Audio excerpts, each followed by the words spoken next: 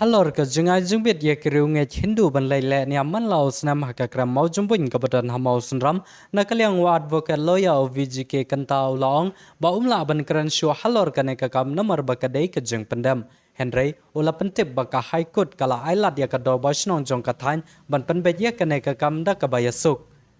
Kawai kaseng kala penrung kertang ha kertang bat ka style of yatra kala le shaka high court jong ka jala Meghalaya da ka bas ngosi ba ki bor ba Halor kim shamla ai ya ka no objection certificate na ka bantaban like pilgrim man laos nam shaka Krem Mawjymbuiñ ka badan ha mausnram ka ba laburam da ki Hindu bat ya ka rayan sa ai na kalyang ka high court ha ka khatsau Tarik hatin ka jung bishar bnya Halor ka ne ka phang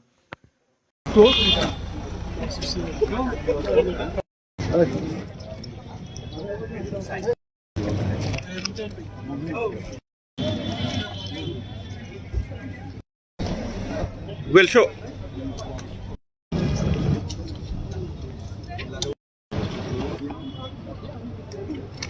I see that we cannot comment anything at this stage. The matter is sub judice, and the court has allowed the Dorvarshnam of Mount Sundram village to decide on this issue, to resolve amicably. So to speak any more on that, on what is